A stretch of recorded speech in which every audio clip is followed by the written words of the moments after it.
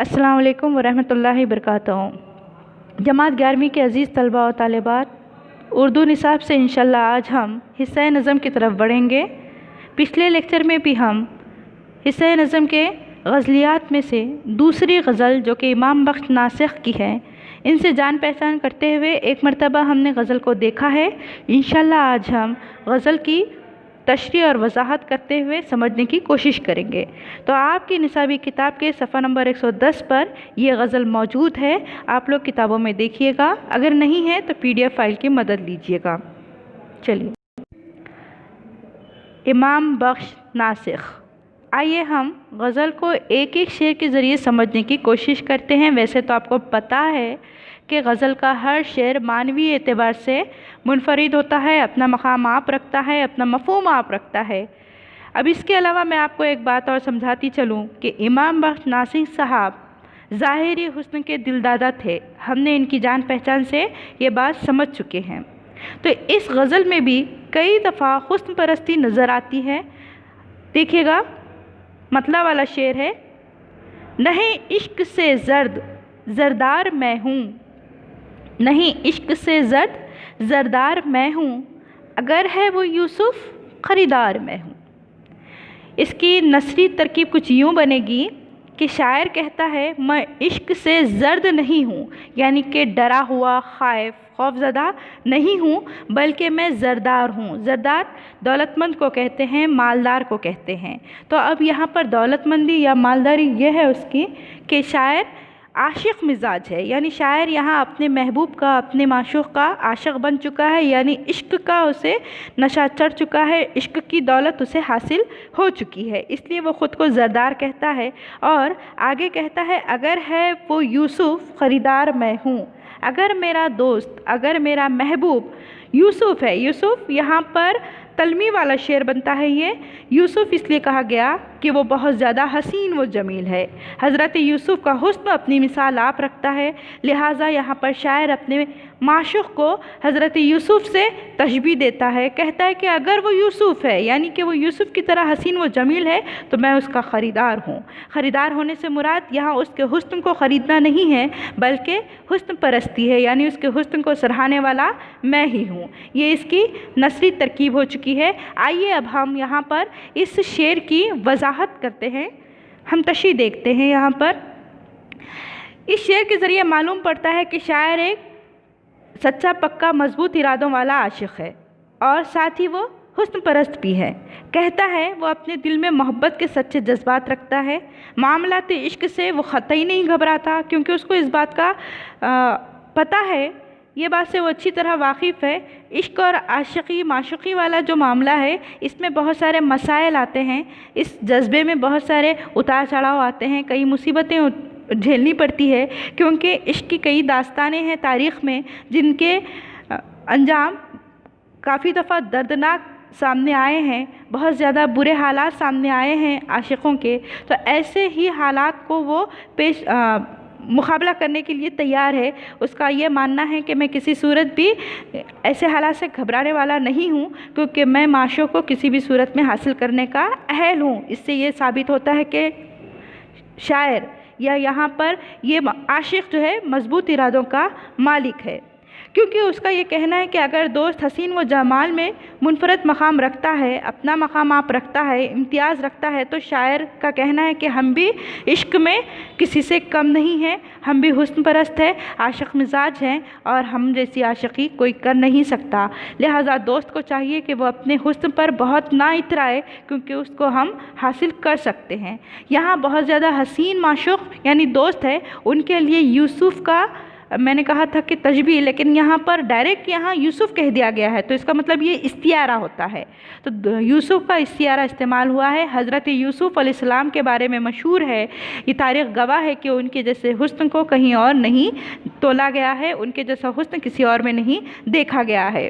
तो हज़रत यूसुफ़ अलैहिस्सलाम खूबसूरत तरीन इंसान थे। आप सल्लल्लाहु अलैहि वसल्लम पर आप पर अज़ीज़ मिस्र यानी कि मिस्र के जो वज़ीर थे उनकी बीवी फ़िदा थी। یعنی حضرت یوسف پر، آپ صلی اللہ علیہ وسلم نہیں، حضرت یوسف پر عزیز مصر یعنی مصر کی بیوی فدا ہو چکی تھی، ان کے حسن پر وہ فدا ہو چکی تھی۔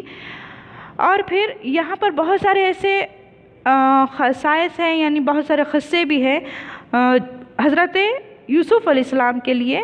حضرت یوسف علیہ السلام کے لیے کہتے ہیں کہ ان کے حسن کو دیکھ کر خواتین نے، عورتوں نے اپنے ہاتھ کو کاٹ لیا تھا ان کے حسن میں محو ہو کر۔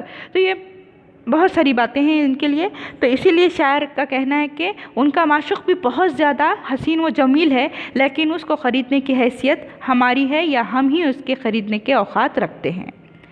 چونکہ حضرت یوسف علیہ السلام کا واقعہ یہ بھی ہے کہ وہ حسین تھے، ان کے حسن کو دیکھ کر بڑی بڑی خواتین، بڑی بڑی ملکائیں بھی ان کے حسن پر نثار ہو جاتی تھی۔ اور یہ شعر دراصل تلمی والا شعر بنے گا، کیونکہ اس میں اور اس کے ساتھ ساتھ یہاں پر دو اور الفاظ استعمال ہوئے ہیں۔ دیکھیے گا یہاں دو اور الفاظ استعمال ہوئے ہیں، وہ کیا ہے اس میں؟ زرد، ٹھیک، اور زرداری۔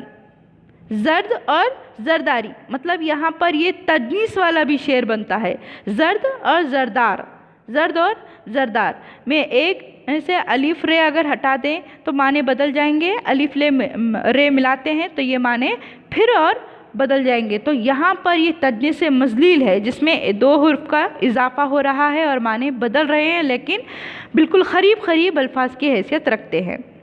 اور اس کے ساتھ ساتھ تلمی والا شعر بھی بنا، اسی کے ساتھ ساتھ یہ استعارے کا بھی شعر بنا۔ حضرت یوسف کا ذکر کر کے تلمی کی طرف ہمیں لے جایا گیا ہے، ساتھ ہی اگر ہے وہ یوسف یعنی کہ ڈائریکٹ ان کو یوسف سے مثال دے دی گئی ہے، لہٰذا یہ استعارے کا بھی شعر بنتا ہے۔ اب اس سے معلوم ہوتا ہے کہ تلمی، استعارہ، تجنیس مذلیل، اس طرح سے کئی ایک اس میں صنعتیں ایک ہی شعر میں استعمال ہوئی ہیں۔ آئیے اب ہم آگے بڑھتے ہیں دوسرے شعر کی طرف۔ وہ بیزار مجھ سے ہوا زار میں ہوں، وہ بیزار مجھ سے ہوا زار میں ہوں، وہ میں خوار غیروں میں ہے خوار میں ہوں۔ دیکھیے اس کی نثری ترکیب یوں ہے کہ وہ سے مراد یہاں پر دوست ہے، ضمیر اشارہ ہے، وہ یہاں پر وہ ضمیر اشارہ ہے، مطلب کہ دوست مجھ سے بیزار ہے، شاعر کا دوست شاعر سے بیزار ہے، شاعر کی بری حالت ہے کیونکہ اس کو یہ احساس ہو رہا ہے کہ شاعر کا دوست اس سے بیزاری محسوس کر رہا ہے۔ اور پھر وہ کہتا ہے کہ وہ میں خوار یعنی کہ اس کا جو دوست ہے، معشوق ہے، غیروں کی بزم میں ہے اور میں رسوا و بے عزت ہو رہا ہوں۔ میں خوار ہے کا مطلب یہاں پر لوگوں کی محفلوں میں جا کر وہ خوشیاں منا رہا ہے اور شاعر کو یہ بات گوارا نہیں ہوتی ہے، اسے بہت شدت سے احساس ہوتا ہے کہ جس کو میرے ساتھ ہونا تھا وہ اوروں کے ساتھ خوشیاں منا رہا ہے۔ چلیے ہم تشریح کی طرف بڑھتے ہیں۔ شاعر کا کہنا ہے کہ دوست کی موجودگی اور وصل سے شاعر کی زندگی خوشگوار ہو جاتی ہے، یعنی اس کو اچھا لگنے لگتا ہے، جینے کی وجہ محسوس ہونے لگتی ہے، لیکن اسی دوست کے شاعر سے دوری اختیار کر لینے سے شاعر کی حالت انتہا سے زیادہ بری ہو جاتی ہے۔ اس کو بہت ناگوار محسوس ہوتا ہے کہ شاعر کا محبوب، شاعر کا دوست کسی اور سے ہنس کر بات کرے، کسی اور کے لیے وہ جینے کی وجہ بنے، کسی اور کے لیے وہ خوشیوں کا باعث بنے، جبکہ ان تمام لمحات کے لیے شاعر تڑپتا ہے اپنے محبوب کے وصل کے لیے، اس سے ملاقات کے لیے، اس سے ملنے کے لیے، لیکن ایسا اس کے بس کی بات نہیں یا ممکن نہیں۔ دوست کے نہیں ہونے سے شاعر کی زندگی بالکل بے رونق سی ہو گئی ہے، بے مطلب سی ہو گئی ہے، وہ ہمہ وقت گھبرایا سا رہتا ہے، پریشان سا رہتا ہے، بے چین و مضطرب رہتا ہے۔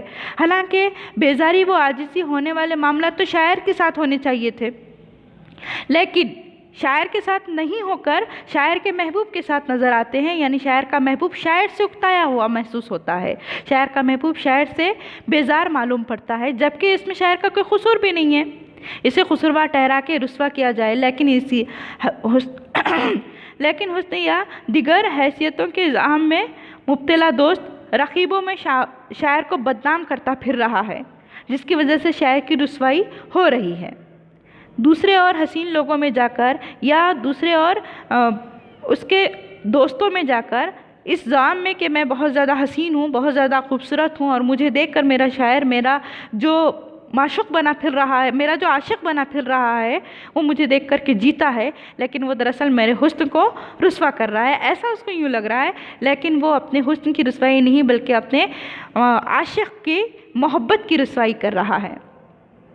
زار اور بیزار، چلیے اب ہم اگر نثری اعتبار سے دیکھتے ہیں اس کو، اگر ہم सनतों के एतबार से इसकी नसर करते हैं तो मालूम पड़ता है यहाँ पर दो लफ्ज़ आए हैं, बेज़ार और ज़ार।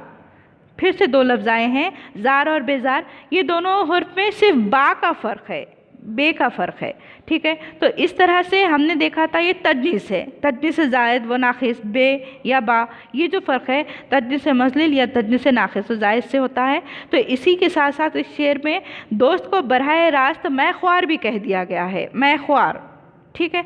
नशा करने वाले, शराबी, नशे में रहने वाले, शराब पीने वाले, यानी कि ये इस्तियारतन इस्तेमाल हुआ है, मदहोश हालत में रहने वाले, मैं ख्वार यानी कि अपनी दुनिया में मस्त रहने वाले, मदहोश रहने वाले।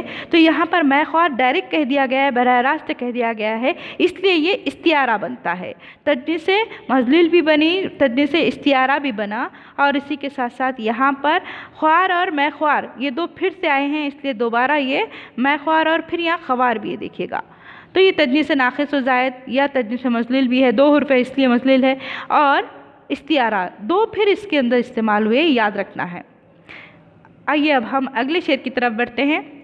तमन्ना है साक़ी कभी बज़्म मैं में, तमन्ना है साक़ी कभी बज़्म मैं में, वो सरशार हो और होशियार मैं हूँ। नसरी तरकीब देखते हैं इसमें।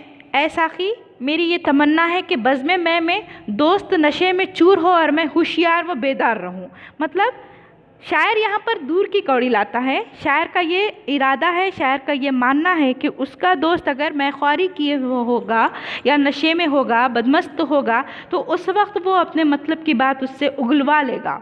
उस वक्त वो उससे अपने इश्क का इजहार कर देगा, अपनी मोहब्बत का इजहार कर देगा और उसको भी अपने साथ मोहब्बत करने पर मजबूर कर देगा। उसके लिए वो ये चाहता है कि उसका शायर, उसका जो दोस्त है, उसका जो आशिक माशूक़ है, महबूब है, वो मैख्वार हो जाए, यानी कि वो नशे की हालत में रहे और दोस्त उस वक्त बिल्कुल ही, यानी कि शायर या आशिक बिल्कुल उस वक्त होशियार और अपने होश व हवास में हो, ताकि वो अपना मतलब पूरा कर सके, यानी अपने दिल की कैफियत उस तक ज़ाहिर कर सके। देखिए हम तशरीह की तरफ बढ़ते हैं। होता यह है कि दोस्त के हुस्न व जमाल के असर से शायर मस्त व सरशार हो जाता है। अक्सर ऐसा होता है कि जब शायर का दोस्त, उसका महबूब उसके सामने आता है तो उसके हुस्न के जलवों में शायर या आशिक खो जाता है, बदमस्त हो जाता है और बिल्कुल अपने होश व हवास खो बैठता है, जिसका फ़ायदा उसका दोस्त यानी उसका माशूक़ उठाता है और शायर के जज्बात से वो खेलने लगता है। जिस तरह भी चाहता है उसे इस्तेमाल करता है, अदाएँ दिखाता है, नखरे बताता है और आशिक उसके हुस्न में मजबूर है, उसके हुस्न के नशे से मजबूर होकर हर वो काम जो माशूक़ चाहता है वो कर बैठता है, कर गुज़रता है। और हालत ये होती है कि अच्छा भला शायर खाना ख़राब होकर रह जाता है, यानी कि वो बर्बाद होकर, उसकी दिली कैफियत बिल्कुल उसके इख्तियार से बाहर हो जाती है, वो बर्बाद होकर रह जाता है। शायर ने इस शेर में इस सूरत हाल के बरक्स इस तमन्ना का भी इजहार किया है कि शायर से मुतासिर होकर दोस्त सरशार हो जाए, यानी कि शायर का कहना है कि मेरी जो मोहब्बत है, जो मेरा दिल उसे हद से सिवा चाहता है, मेरी मोहब्बत का एहसास उसे हो जाए और इतना ज़्यादा हो जाए कि जो कैफियत उसे देखकर मुझे होती है वही कैफियत मुझे देखकर उसे हो जाए और वो मेरी मोहब्बत के नशे में चूर हो जाए और उस वक्त मैं बिल्कुल होश व हवास में रहूं। और शायर बेदार रहना और ख़बरदार रहना चाहता है ताकि दोस्त पर इसी तरह का गलबा हासिल कर ले जैसा कि शायर के दोस्त ने शायर पर हासिल किया हुआ है। अपनी अदाओं से, अपने नाज व नखरे से शायर को अपना दीवाना बनाए हुए हैं और इस तरह से शायर चाहता है कि अपनी मोहब्बत के नशे में उसे भी बदमस्त करके, उसे भी चूर करके मैं उससे उन तमाम बदलों और उन तमाम बेवफाइयों का बदला ले सकूं जो मेरा महबूब मुझसे बेवफाई करता है या मुझसे नाज़ो अदाओं के ज़रिए अपना ग़ुलाम व ख़ादिम बनाए रखता है। चलिए हम आगे बढ़ेंगे। अब वो करता है बातें मैं करता हूँ आहें, वो करता है बातें मैं करता हूँ आहें, गोहरबार वो है शररबार मैं हूँ। नसरी तरकीब बताती हूँ कि दोस्त बातें करता है और शायर आहें भरता है, वो मोती लुटाता है और शायर चिंगारियाँ बरसाता है। बस इसकी यूं ही नसरी तरकीब बनती है। वो करता है बातें। अब बातें करना, शायर का महबूब जो है बहुत सारी बातें करता है, लेकिन शायर चाह कर भी महबूब के सामने अपनी बातें नहीं पेश कर सकता, यानी कि जब महबूब सामने आता है तो शायर की बोलती बंद हो जाती है या शायर आहें भरकर रह जाता है, चाह कर भी कुछ कह नहीं पाता और बस उसकी बातों में खोए रहता है, क्योंकि वो बातें इस तरह करता है गोया के मोतियाँ लुटा रहा हो। यानी उसके हर बात में खूबसूरती होती है, अदा होती है, हुस्न होता है, तो यूँ लगता है गोया वो हसीन व जमील खूबसूरत मोतियाँ बिखेर रहा है। और जब बातें करने की बारी शायर की आती है, जब वो कुछ कहना चाहता है तो यूँ लगता है जैसे कि वो चिंगारियाँ बरसा रहा है, यानी कि उसका जो सख्त लहजा है या उसकी जो अंदाज़े बयां है, उसका जो अंदाज़े बयां है वो कुछ इस अंदाज से है कि वो बिल्कुल ही मुसल्लत कर देना चाहता है अपने जज्बात को या अपनी कैफियत को, इसलिए यूँ लगता है कि उसकी बातें नहीं बल्कि उसकी चिंगारियाँ हैं। उसकी तशरीह यूँ बनेगी, देखिए यहाँ पर अक्सर क्या होता है कि शोरा क्या करते हैं, शोरा हजरात क्या करते हैं, दोस्त की खूबियों को अशार के मौजू बनाते रहते हैं। आमतौर पर हुस्न की बातें हों या उनके अखलाक व किरदार की बातें हों तो अशार के मौजू बनाते हैं। कोई उनके हुस्न व जमाल की तारीफ़ करता है तो कोई उनके अंदाज़ गुफ्तगू की बातें करता है, तो कभी शेर के ज़रिए चालो ढाल पर अपने ख़यालात का इजहार करता है। बहुत सारे ऐसे शोरा हैं जिन्होंने अपने महबूब को, अपने दोस्त को शायरी में खूबसूरत पैराए के साथ पेश किया है। इस शेर में भी शायर ने दोस्त के अंदाज़ गुफ्तगू को मौजू बनाया है, जैसा कि हमने यहाँ पर देखा था भी कि वो करता है बातें तो क्या लगता है गोहरबार है, गोहरबार यानी कि मोतियाँ बिखेर रहा है, जबकि शायर ख़ुद के लिए कहता है कि मुझे बात करने का सलीक़ा भी नहीं आता, मुझे बात करने का ढंग भी नहीं आता कि कब किस मौजू पर बात करूँ, और जब मैं बात करता हूँ तो मेरी बात ऐसे लगती है गोया मैं शरर बरसा रहा हूँ, यानी चिंगारियाँ फैला रहा हूँ। दोस्त बातें खूब करता है और इस ढंग से करता है गोया उसके मुंह से मोती बरस रहे हैं। तो ऐसे वक्त में अहमद फराज का एक शेर याद आता है। शेर कुछ यूँ था, सुना है बोले तो बातों से फूल झड़ते हैं। अहमद फराज ने कहा था किसी वक्त, सुना है बोले तो बातों से फूल झड़ते हैं, ये बात है तो चलो बात करके देखते हैं, अहमद फराज ने कहा था।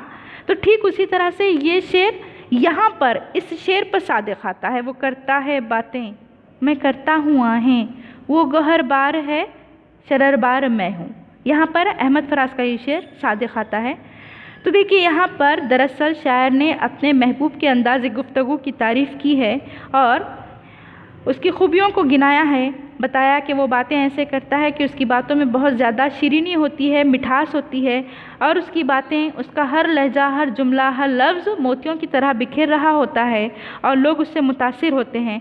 रक़ीब भी होते हैं जो उसको देख कर के बहुत ज़्यादा खुश होते हैं, जिनकी दिलचस्पी से शायर के तन बदन में आग लग जाती है। शायर को बहुत नागवार महसूस होने लगता है, बहुत बुरा लगने लगता है, यूँ लगता है गोया कि शायर की बातें आग की तरह है, चिंगारियों की तरह है, यानी दिल में उसे जलन और हसद महसूस होने लगती है। बज़ाहिर वो कुछ कह नहीं सकता, लेकिन उसके बावजूद वो शायर अपने महबूब की बातों से घबरा जाता है, क्योंकि उसकी बातें सुनकर शायर की जो रक़ीब है, जो महबूब के दोस्त हैं, वो खुश होते हैं, वो उसकी तारीफ़ें करते हैं और ये बातें शायर को पसंद नहीं आती। अगला शेर है, अगर वो है बुलबुल तो मिनखार मैं हूँ, वो वही बोलता है जो मैं बोलता हूँ, वही बोलता है जो मैं बोलता हूँ, अगर वो है बुलबुल तो मिनखार मैं हूँ। देखिए यहाँ पर क्या कहता है अभी शायर कि दोस्त वही बोलता है जो मैं बोलता हूँ, अगर वो बुलबुल है तो मैं उसकी चोंच हूँ। मिनखार के माने चोंच के होते हैं, बुलबुल की जो चोंच होती है ना उसे कहते हैं। तो बुलबुल तो बोल रहा है, लेकिन कहाँ से, जो उसकी चोंच है, अपने मुंह के ज़रिए जो भी बोल रहा है वो दरअसल मेरे ही अल्फाज हैं।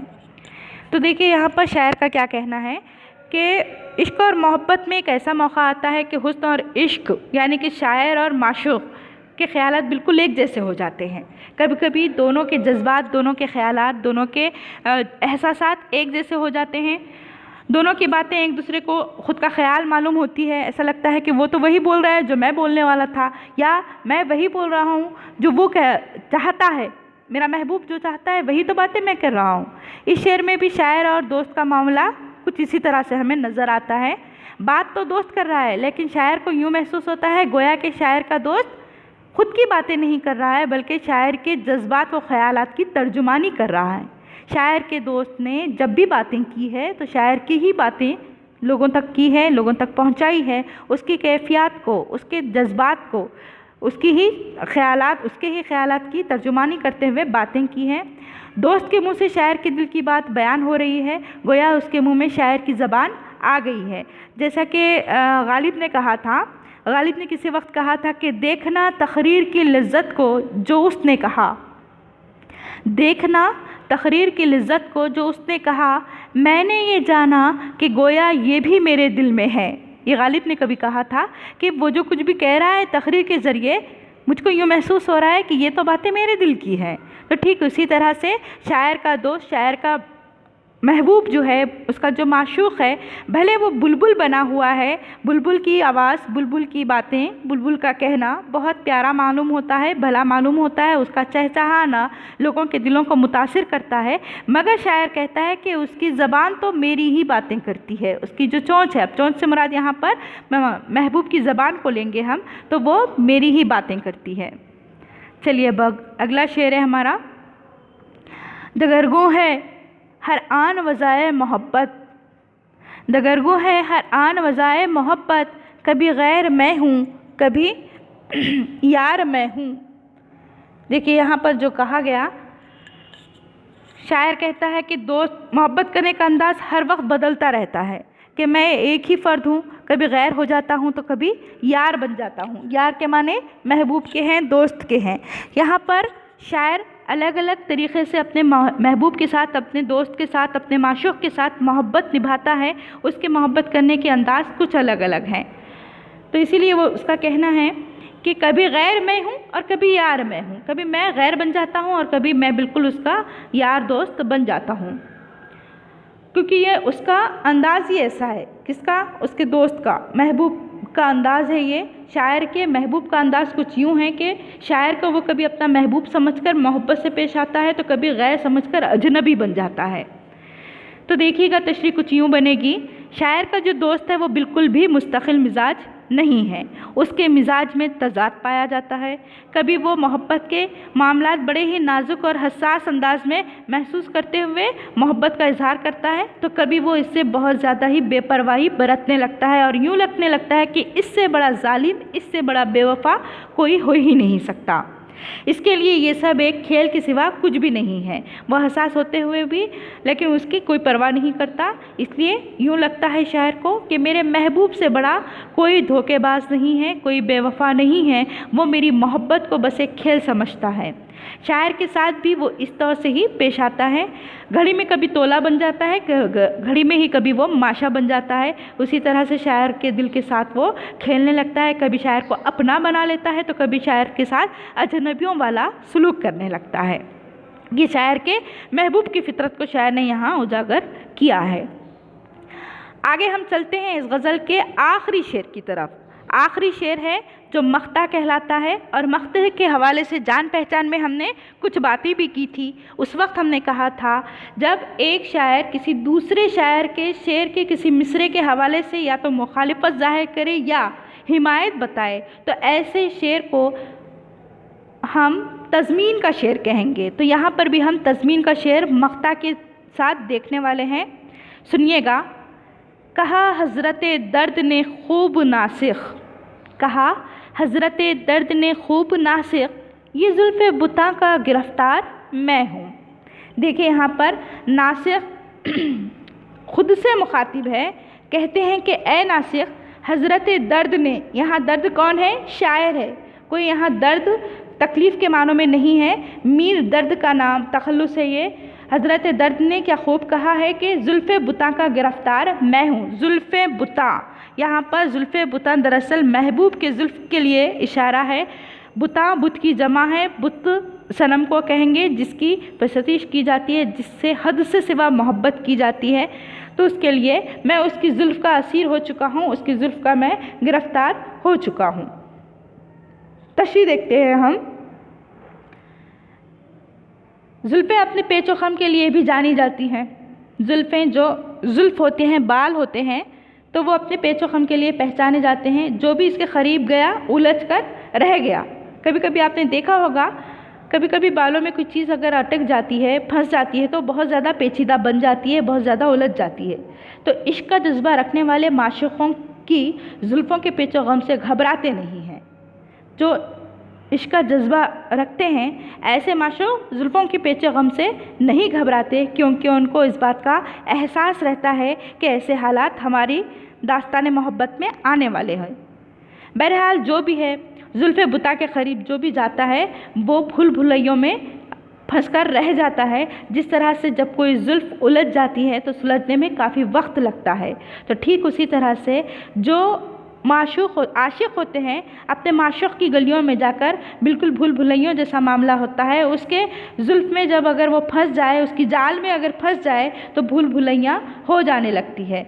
जैसे कि रासिख़ अज़ीमबादी ने कहा था, एक और शायर है रासिख़ साहब, तो उन्होंने एक मरतबा कहा था, दिल जुल्फ़े बुता में है गिरफ़्तार हमारा, दिल जुल्फ़े बुता में है गिरफ़्तार हमारा, इस दाम से है छूटना दुश्वार हमारा। दाम जाल को कहते हैं। तो यहाँ पर रासिख़ साहब ने कहा था, अज़ीमाबाद के रहने वाले शायर, उन्होंने कहा था कि हमारा जो दिल है जुल्फ़े बुता में गिरफ़्तार हो चुका है, यानी महबूब के जुल्फ़ का असीर हो चुका है, उसमें गिरफ़्तार हो चुका है और अब इस जाल से छूटना हमारा दुश्वार है। तो यहाँ हमने नासिख़ जो कि हमारे इस गज़ल के शायर हैं, उनके मख्ता में हमने जुल्फ़े बुता का गिरफ़्तार होने को उन्होंने करार किया है इस बात का कि मैं जुल्फ़े बुता का गिरफ़्तार हूँ। ऐसी बात किसने कही थी? हज़रत दर्द ने कही थी। ऐसा नासिख़ कहते हैं कि ठीक उसी तरह मैं भी जुल्फ़े बुता में गिरफ़्तार हो चुका हूँ। और उन्होंने इस बात को ख्वाजा मीर दर्द के हवाले से कहा, उन्होंने ऐसा कहा था। ये शेर तज़मीन वाला शेर बनता है। तो यहाँ पर इस शेर की भी तशरीह, वज़ाहत, हत्तुल इम्कान मैंने कोशिश की है मुकम्मल करने की। उम्मीद है आप सभी को यहाँ पर ये गज़ल समझ आई होगी। आप अपनी तौर पर इसे फिर पढ़िएगा, समझिएगा और कोशिश कीजिएगा तमाम मुश्किल अल्फाज को एक जगह तहरीर करें, उनके मानों को लिखें, ताकि आप बआसानी मज़ीद समझ सकें। ये गज़ल फिर से पढ़ लीजिएगा। इंशाल्लाह फिर मुलाकात होती है अगले लेक्चर में, अगले किसी सरगर्मी के साथ। तब तक के लिए अल्लाह हाफ़िज़।